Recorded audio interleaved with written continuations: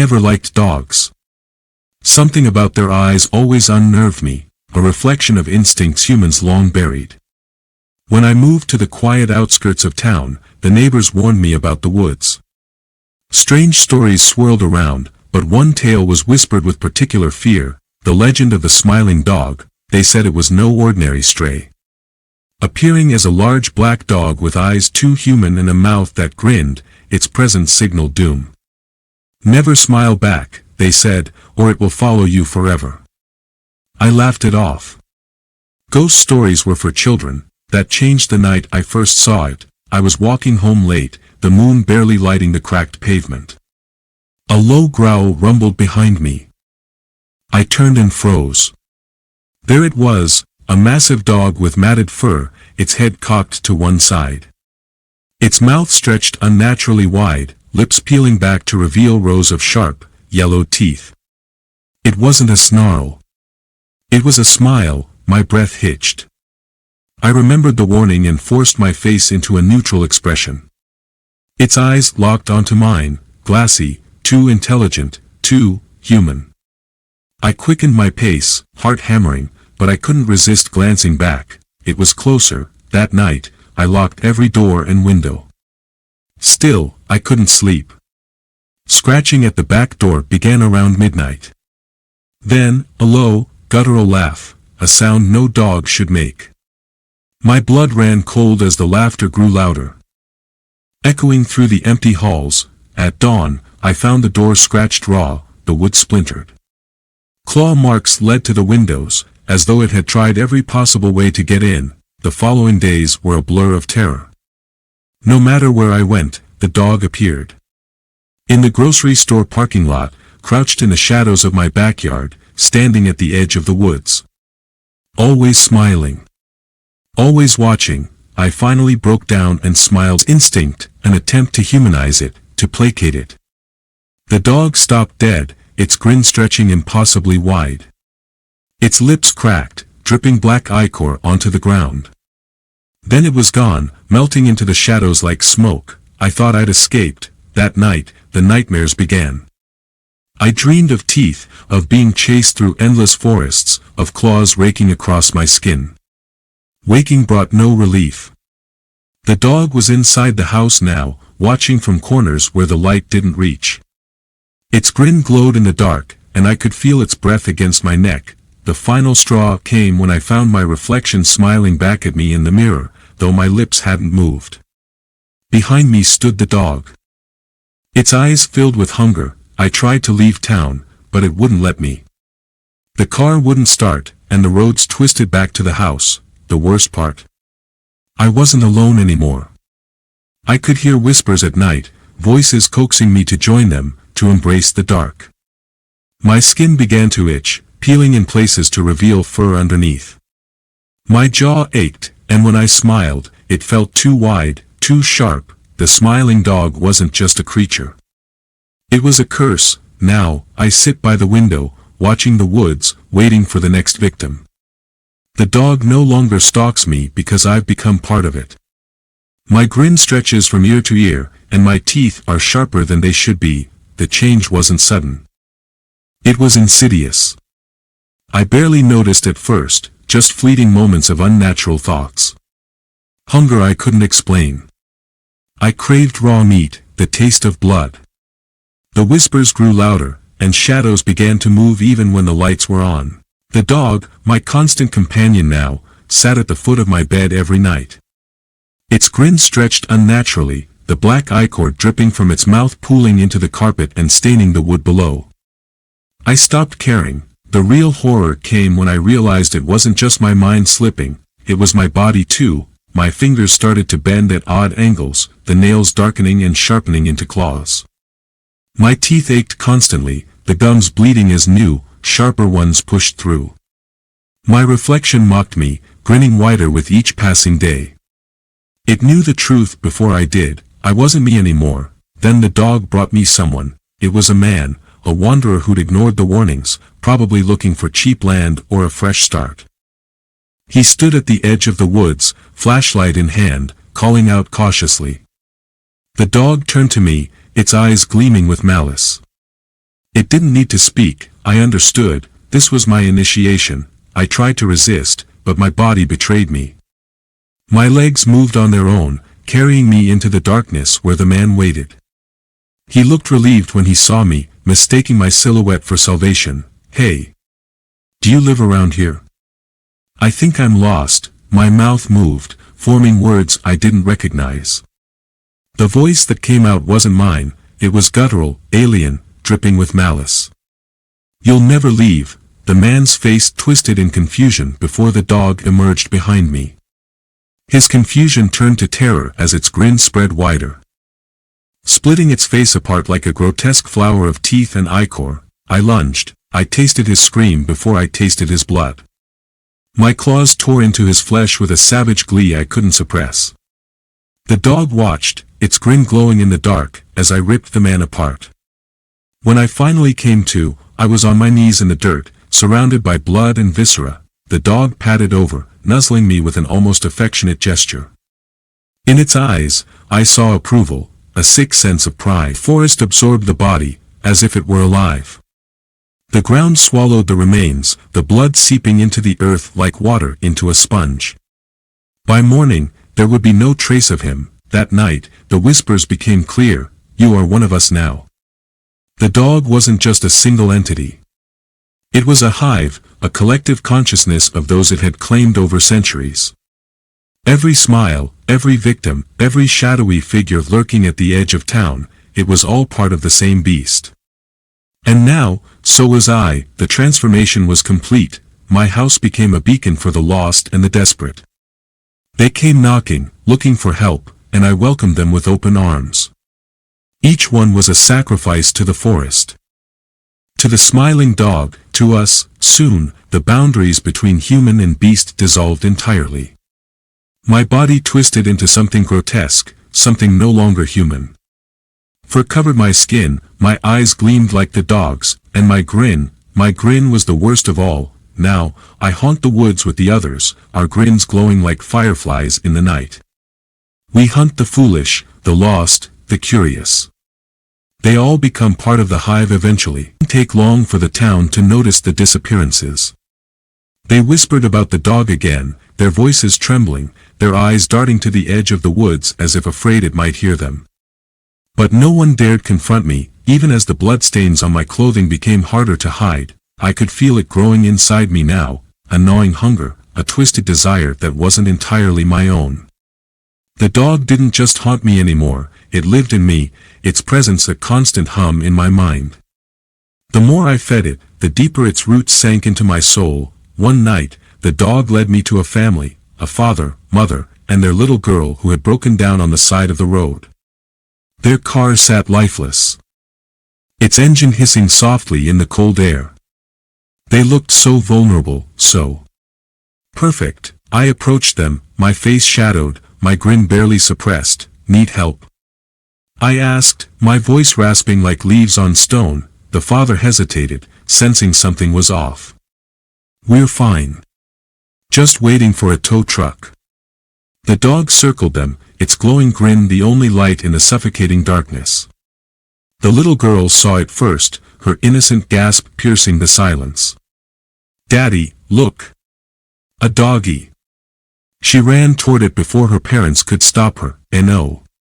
The mother screamed, but it was too late. The dog's grin stretched impossibly wide, its eyes glinting with malevolent glee as it lunged. The little girl didn't even have time to scream. Her body vanished into the darkness, swallowed whole by the dog's gaping maw. The father charged forward, but I caught him before he could reach her. My claws dug into his flesh, the warmth of his blood igniting something primal inside me. His wife's screams echoed in the night as I tore into him, my grin matching the dog's as the light in his eyes faded. The mother was next. She ran, but the dog was faster. It toyed with her, nipping at her heels, her panicked sobs filling the night air. When it finally caught her, it dragged her back to me, its grin a sick parody of triumph. It wanted me to finish the job. I hesitated, a small part of my humanity clawing its way to the surface. But the whispers drowned it out, their collective voice like nails on glass. "Feed us," they urged. Become us. With trembling hands, I obeyed. The woods seemed alive that night, the trees bending toward me, their branches clawing at the sky as if in celebration. The ground swallowed the family's remains, just as it had the others, but something was different this time. The dog's grin disappeared, replaced by a look of quiet satisfaction.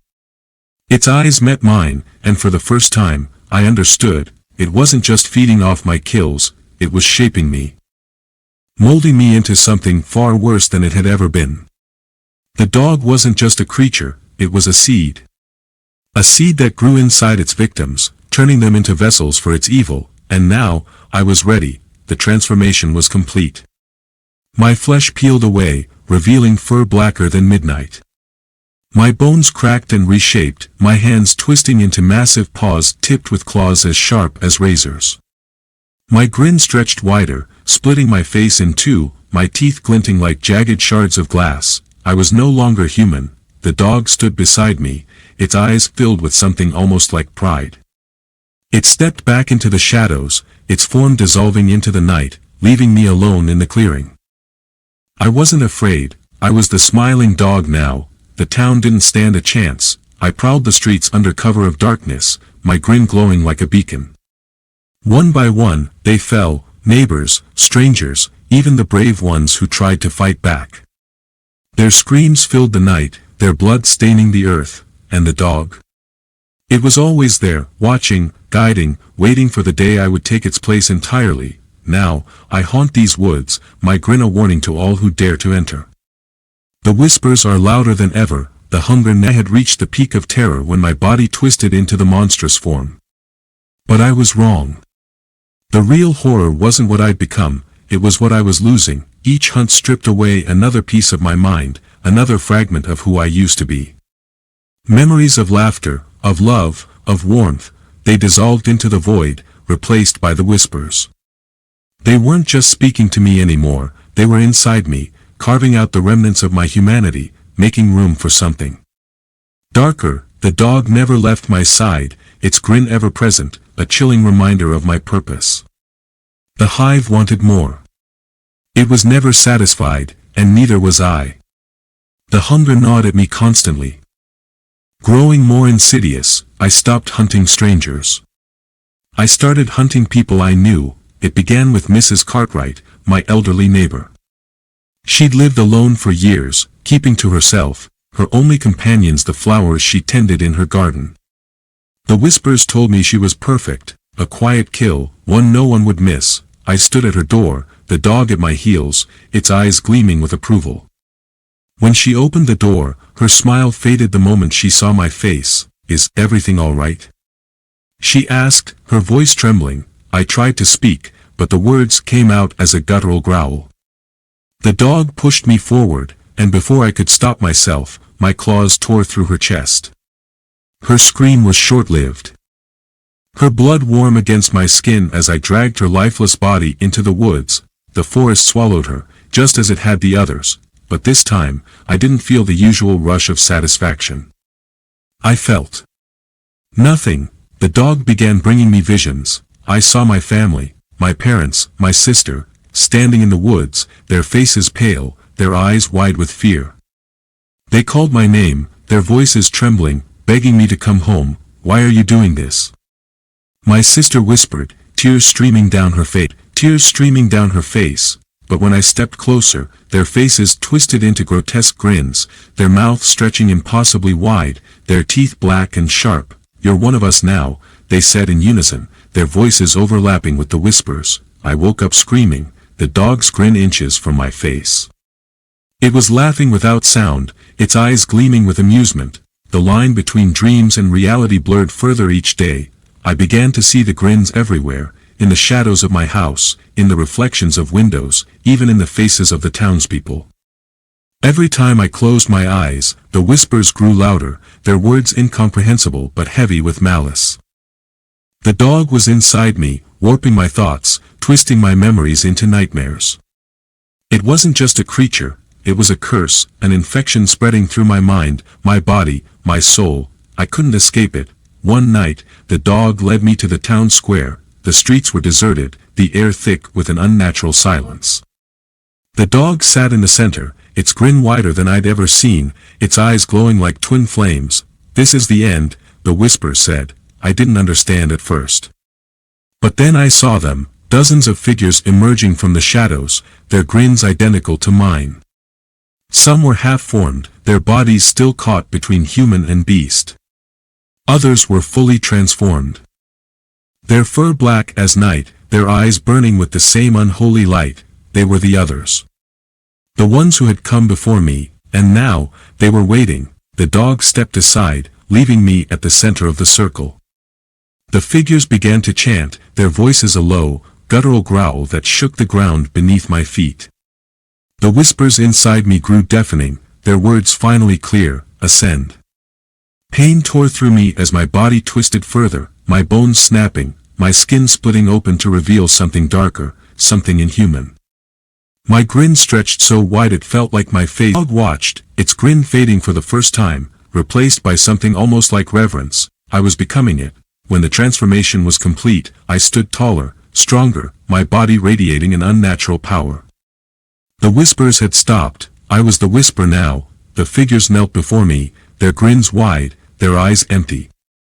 The dog vanished into the shadows, its purpose fulfilled. I was the smiling dog's successor, the harbinger of terror, the vessel for the hive.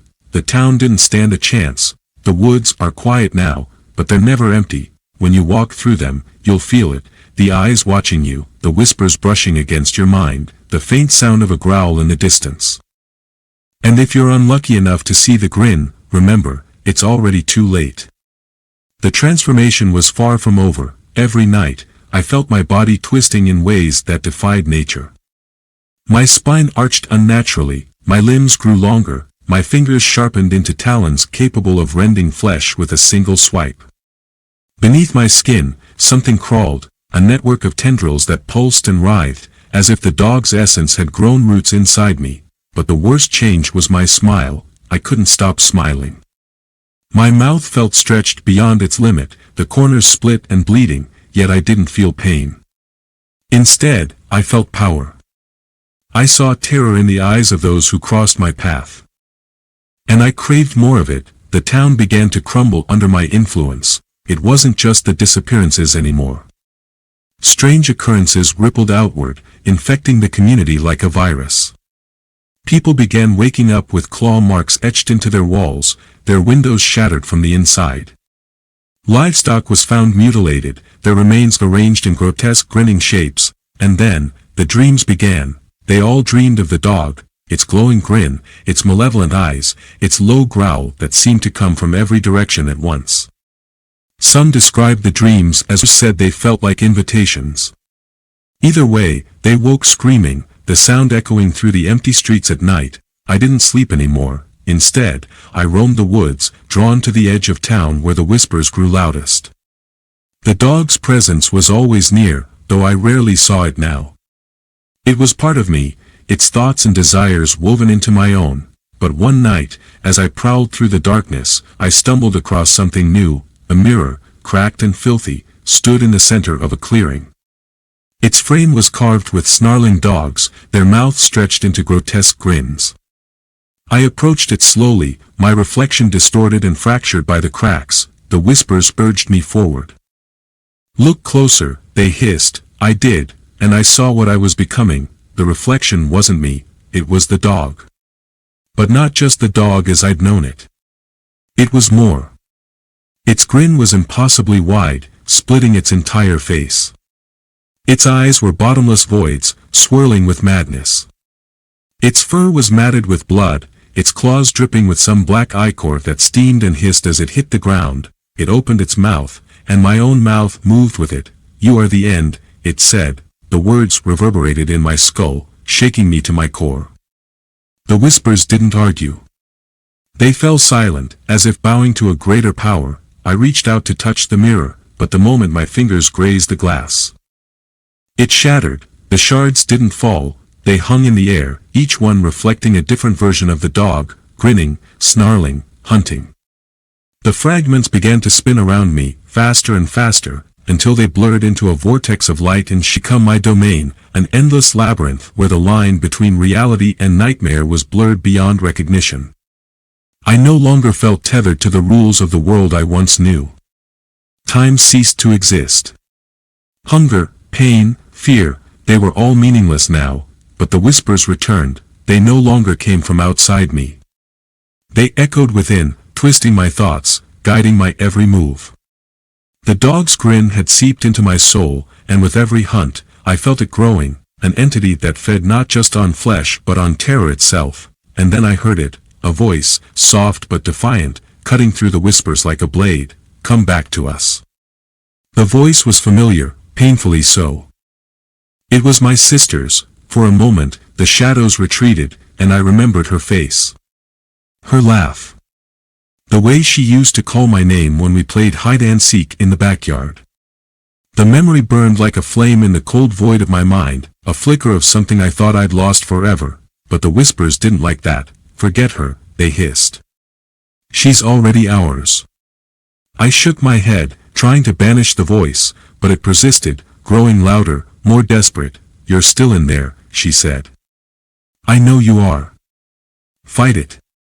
That night, I didn't hunt. For the first time since the transformation, I resisted the whispers. I stayed in the heart of the woods, pacing in circles, my claws raking the earth as the dog's growl echoed in my ears. It wasn't just angry, it was enraged. I felt its presence surrounding me, the air growing thick with its malice. The trees seemed to close in, their gnarled branches reaching for me like skeletal hands. You can't defy us, the dog's voice snarled, deeper and more menacing than ever. You are us. But my sister's voice cut through again, trembling but unwavering. You're stronger than this. Come home. I didn't know what home was anymore. The town was a distant memory, the faces of the people I'd once known reduced to ghostly fragments. But her voice reminded me of something I hadn't felt in so long, hope. The dog sensed it too. It lunged at me from the shadows, its grin impossibly wide, its eyes burning with fury. For the first time, I fought back. The battle was brutal. Its claws tore through my flesh, and its growl reverberated in my bones. But I struck back with a force I didn't know I possessed, ripping into its shadowy form, tearing it apart piece by piece. You are nothing without us. It howled, its voice fracturing into 1,000 whispers, but as its form disintegrated, I felt a surge of clarity. The whispers fell silent, and for the first time in what felt like an eternity, I was alone. I stumbled out of the woods. My body still twisted and broken, but my mind. My mind was mine again. The town was in ruins, overrun by the shadows I'd unleashed. The few survivors cowered in their homes, their faces gaunt with fear.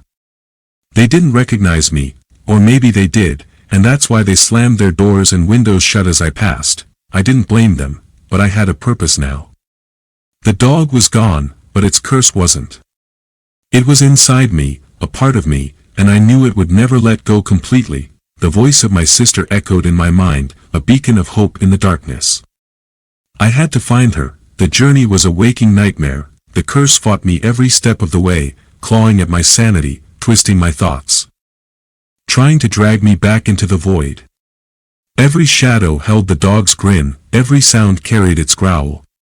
My body ached with the effort of resisting its pull, but I refused to give in. When I finally reached the edge of town, I saw her standing there, waiting for me. She looked older than I remembered, her face lined with worry, her eyes filled with tears. But when she saw me, her expression softened, and she smiled, a real smile, warm and unbroken. You made it, she whispered, but as I stepped closer, I saw that her shadow wasn't her own. It stretched unnaturally, its edges sharp and jagged, its grin wider than any human face could bear. The whispers returned, louder than ever, their voices filled with cruel laughter. You didn't think it would let you go, did you? The shadow surged forward, wrapping around her like a shroud, pulling her into its darkness. Her scream echoed through the night, a sound of pure despair, and I was powerless to stop it. The curse had won. The dog wasn't just a creature. It was a force, an entity that fed on fear, despair, and the false promise of hope. It didn't just want to consume me, it wanted to break me, to shatter the last remnants of my humanity. And it had succeeded. I turned back toward the woods, my grin stretching wider than ever, the whispers singing in my ears. The dog wasn't gone. The woods welcomed me back, its oppressive silence broken only by the crackling of brittle leaves beneath my clawed feet. Every step felt heavier, as though the earth itself resisted my presence. Shadows twisted unnaturally, mimicking my distorted grin, mocking me with their silent laughter. I wasn't entirely human anymore, but I wasn't fully the dog either. My form had become something in between, a creature caught in the liminal space of corruption. My body was grotesque, a patchwork of sinew and fur, my elongated limbs twitching with an unnatural rhythm.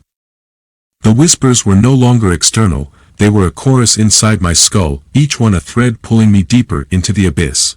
But now, the whispers carried a new command: feed. At first, I tried to resist. I avoided the edges of the woods, where the town still slumbered in fear. I scratched crude warnings into trees with my claws, hoping the townsfolk would see them and stay away. But the whispers wouldn't relent. They gnawed at my resolve, growing louder with every moment of defiance. The hunger followed, a deep, unrelenting void in my chest that no amount of willpower could. My teeth ached for flesh, my claws itched for the thrill of the hunt. The dog wasn't just inside me, it was becoming me. One night, the hunger became unbearable. I awoke to the sound of footsteps. A group of teenagers, emboldened by their ignorance, had ventured into the woods, laughing and shouting as though the shadows held no threat. The whispers surged, a crescendo of excitement. Take them. I tried to hold back, to turn away, but my body moved on its own. My elongated limbs propelled me forward, my grin stretching wider as the scent of their fear filled the air. The first one didn't even see me coming. A single swipe of my claws silenced his laughter, his body crumpling to the ground in a pool of blood. The others screamed, their terror filling the night as they ran blindly into the woods. The hunt had begun. I didn't kill them all. I couldn't. As much as the whispers demanded their blood, a sliver of my humanity fought back, forcing me to stop before the last one fell. She was young, barely more than a child, her face streaked with tears as she cowered against a tree. The whispers roared in protest, "Finish it." But I didn't. Instead, I turned and fled, my monstrous form crashing through the underbrush as the whispers howled in my ears. When I finally stopped, I found myself at the clearing with the mirror. The shard still hovered in the air, reflecting twisted versions of myself, one fully human, one fully the dog, and countless others caught somewhere in between. The whispers fell silent. For the first time since the transformation, I felt alone. I stared into the largest shard, my distorted reflection grinning back at me with eyes that weren't my own. Its mouth moved, though mine remained still, and its voice cut through the silence like a knife. You can't fight us forever. The days that followed were a blur of blood and darkness. The hunger grew stronger, consuming every thought, every moment. I couldn't see a graveyard, its trees stained with the remnants of my victims, but the more I fed, the more I changed. My body warped further, my human features melting away to reveal the dog's true form. My grin stretched so wide it felt as though my face would split apart, my teeth sharp enough to tear through bone. The whispers no longer spoke, they sang, a haunting melody that filled the air around me. I was no longer a man, I was the dog. One night, as I prowled the edge of town, I saw her again, my sister. She stood in the middle of the street, her face pale but resolute, her eyes locked on mine. "I know you're still in there," she said, her voice trembling. The whispers snarled, urging me to attack, to end her defiance once and for all. But something held me back. Her presence stirred something deep within me, a fragment of the person I used to be. For a moment, the hunger subsided. She stepped closer, holding out her hand. "You can fight it," she whispered. "You're stronger than this." The whispers screamed in protest, their voices a cacophony of rage and fear. My claws twitched, my teeth bared, but I didn't move, and then, she said something that shattered the darkness. "I forgive you." The words cut through the whispers like a blade, silencing them in an instant. The dog's presence recoiled, its grip on my mind loosening as the light of her forgiveness washed over me. My body convulsed, the transformation reversing as the dog's essence was ripped away, but as I collapsed to the ground, gasping for air. I saw the truth. The dog wasn't gone, it had taken her instead. Her grin stretched wide, her eyes glowing with a malevolent light. "Your sacrifice is meaningless," she said, her voice a blend of her own and the dog's. "The curse doesn't end. It only changes hands." As she disappeared into the woods, her laughter echoed through the night, a haunting reminder that the smiling dog's reign would never. The world was quieter without the whispers, but the silence was its own kind of torment. I sat slumped on the forest floor, trembling as my human form reasserted itself. My hands, blood-stained and claw-like, were almost mine again, but the memory of what they'd done would never leave. But even as the dog's immediate presence faded, I could feel it lingering in the woods, a shadow at the edge of my consciousness. It hadn't been destroyed. It had simply moved. The image of my sister's new grin burned in my mind, her once kind eyes now windows to the abyss. Forgiveness wasn't enough, I whispered to the empty woods, and it wouldn't be the last time the dog found a host. Days passed. I stayed in the forest, too ashamed to return to the town, too afraid of what I might do. But the woods offered no peace. Every snapped twig, every rustling leaf felt like the dog stalking me, taunting me with its patience. And then the bodies began to appear. At first, it was just a hunter. His body was found hanging upside down from a tree, his face contorted in a horrifying rictus of pain and joy, his lips pulled back in an impossible grin. The whispers returned that night. "She's better at this than you ever were." I tried to track her, but the woods played tricks on me. Shadows grew too long, paths looped back on themselves, and the air grew thick with a nauseating sweetness. The forest itself had turned against me, protecting her, but I couldn't stop. I followed the trail of carnage deeper into the woods, each victim more gruesome than the last. One man's body had been skinned, his grin carved into his bare skull. A family of campers lay in a circle, their hands joined in mockery of prayer, their faces locked in that same grotesque expression. The whispers grew louder with every step, their laughter echoing in my mind. "She's perfected the art," they teased. "You were just practice." Finally, I found her, or what was left of her, body bathed in the pale light of the moon. Her transformation was more complete than mine had ever been. Fur had replaced her skin, her hands had become elongated claws, and her eyes glowed with an unnatural yellow light, and yet, she still looked human enough to be recognizable. "Brother," she said, her voice both hers and not. "You finally came." Her grin widened as she stepped closer. "I should thank you," she continued, her tone mockingly sweet. "You passed the curse to me, and it's liberating." I took a step back, my heart pounding. "This isn't you," I said, though I wasn't sure I believed it. "Fight it." Her laughter was cold, hollow. "Why would I fight it? I'm free now. Free from fear, from guilt, from pain. The dog has shown me the truth. Humans are nothing but meat. Weak, pathetic creatures clinging to meaningless lives." Before I could respond, she lunged at me, her claws slashed through the air, and I barely dodged in time. Her movements were fluid, almost serpentine, as though she were a predator toying with her prey. I tried to fight back, but I was no match for her strength. She knocked me to the ground, her clawed hand closing around my throat. "You could join me," she said, her grin stretching impossibly wide. "The dog is still inside you, waiting. Let it out, and we can hunt together." Her words sent a chill down my spine. I could feel it. Buried deep within me, the dog's presence, still clinging to my soul. "No," I choked out. "I won't become that again." Her expression darkened, her grin faltering for the first time. "Then you're just another meal," she hissed, but before she could strike, the whispers surged in my mind. "Kill her." The command was undeniable, a force that took over my body. My hand shot up, gripping a shard of broken glass I'd found earlier. With a strength I didn't know I had, I plunged it into her chest. She screamed, a sound that was both human and inhuman, a howl that shook the very trees around us. The dog's essence erupted from her body in a torrent of black smoke, twisting and writhing as it fought to escape. For a moment, I thought I'd won, but then the smoke turned toward me, coiling around my body like a serpent. It seeped into my skin, into my mouth, into my eyes. The whispers returned, louder than ever. You can't kill what you are. I fell to my knees, convulsing as the transformation began anew. My sister's body lay lifeless before me, her face finally free of the grin, but mine wasn't. I stumbled back into the town the next morning, my form still shifting between human and beast. The whispers guided me now, their commands no longer a source of resistance but of grim acceptance. The townsfolk stared in horror as I approached, their fear feeding the dog within me, and as I grinned at them, I realized the truth.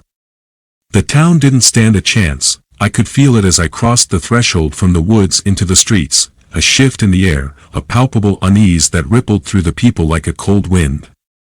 They didn't know why they were afraid, not yet.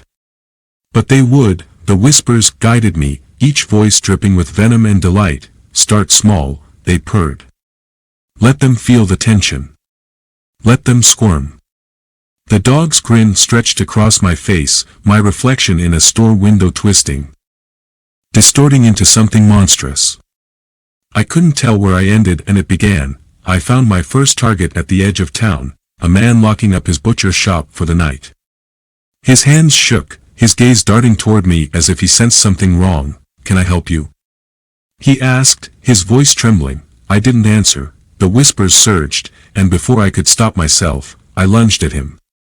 My claws, no, my hands, tore through his flesh like paper.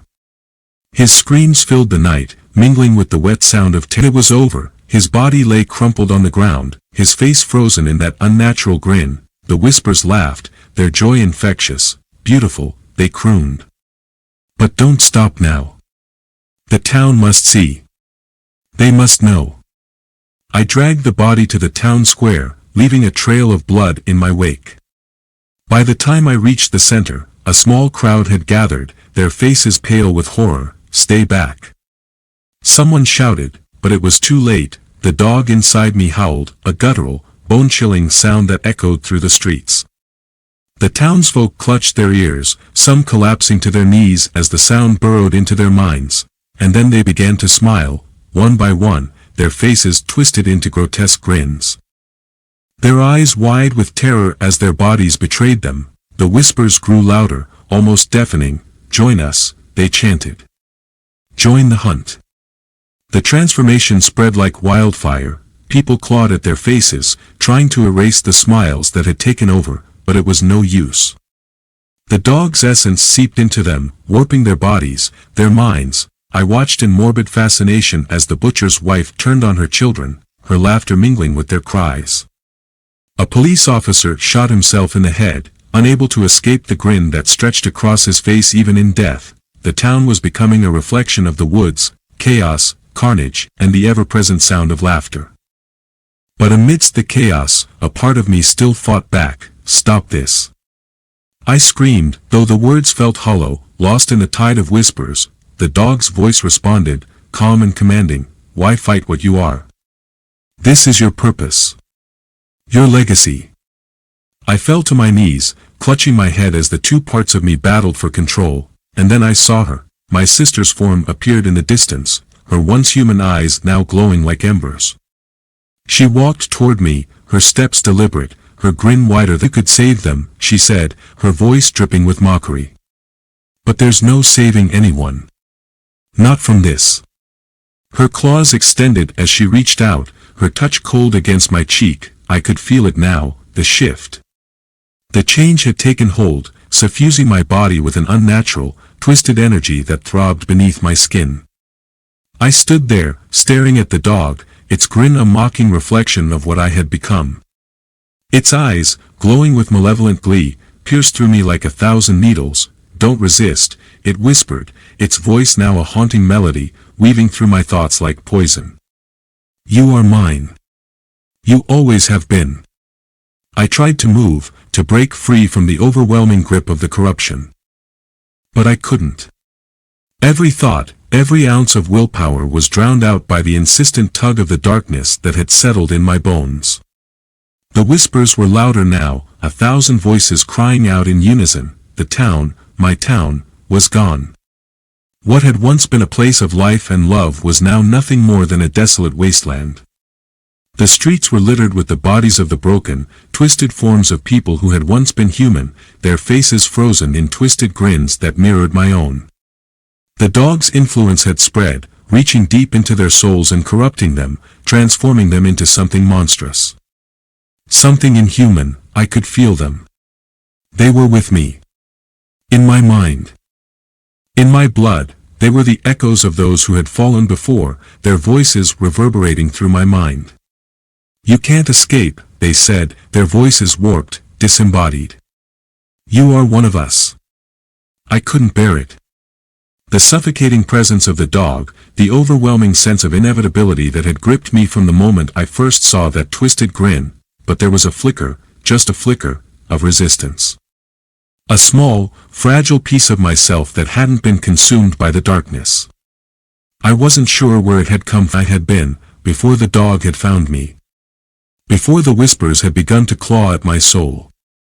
But it was there, buried deep beneath layers of corruption. I staggered backward, my legs trembling, my body threatening to betray me as I struggled to push against the encroaching dark.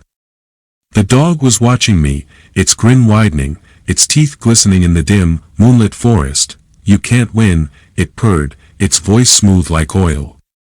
You belong to me now. But I didn't stop. I kept moving, one step, then another. The air was thick with the stench of decay, the remnants of the town's death swirling around me like a suffocating cloud. My heart pounded in my chest as I stumbled over the broken remnants of the world I had known. My skin crawled, the corruption slowly seeping deeper into my body. The dog was laughing now, its voice filling the night air, reverberating in my skull. It was almost comforting, the way it spoke to me, as if it were the only truth I had ever known. But then, something broke through the fog. A memory. A flash of light. I saw her face again. My sister. But she was different now, her eyes wide, empty. She was smiling too, but there was something hollow about it. Something dead. Stop, I whispered to her, my voice cracking as I reached out. Please. You don't have to do this. It's not too late. She didn't respond, but for a brief, fleeting moment, her smile faltered. There was a moment of recognition in her eyes, something human. Something real. She didn't belong here, not like this. And neither did I. The dog snarled, its lips curling back to reveal rows of sharp, gleaming teeth. You think you can save her? You think you can save yourself? It lunged, its monstrous form a blur of fur and teeth, but I was ready. I grabbed a shard of glass from the ground, the one I had used to kill her earlier. This time, I drove it into my own chest. Not to kill, to sever the last vestiges of the connection the dog had to me. To break the hold it had on my soul. The world exploded in pain. The glass dug deeper into my skin, tearing through flesh and bone, but I didn't stop. I couldn't. I could feel the dog recoiling, its presence faltering as the corruption within me writhed and screamed in protest. I closed my eyes, willing myself to sever the bond, to reclaim whatever was left of my humanity. The pain was unbearable, but I held on, focusing only on the memory of who I had been. The woman who had once known peace. Who had once been free, and then, with a final, shuddering breath, I pulled the shard from my chest. The dark energy that had consumed me surged, recoiling into the air like a cloud of smoke. The dog's laughter turned into a scream as it dissolved into the ether, its form vanishing as though it had never been. The silence that followed was deafening. The town, the corruption, the monstrous grin that had haunted me, it was all gone. I collapsed to the ground, my body trembling, my heart racing as the last remnants of the darkness were torn from my soul. I looked up to see the moon breaking through the clouds, casting a soft, pale light over the empty streets. The twisted bodies of the townsfolk were gone, their souls returned to whatever fate awaited them. The silence that enveloped me was no longer suffocating. It was peaceful. But there was no real peace. Not for me. I stood up slowly, my body aching, my mind fractured. The dog was gone, but its whispers lingered, still echoing in the corners of my mind. And I knew, deep down, that it was only a matter of time before it found me again. I had won. But at what cost? I looked at the shattered remnants of the town, the broken pieces of my past, and I understood, the dog had never truly left. It was me now. The end of the story leaves a chilling, lingering sense of dread, showing that the horror is not something that it is a part of the protagonist now, forever intertwined with their identity.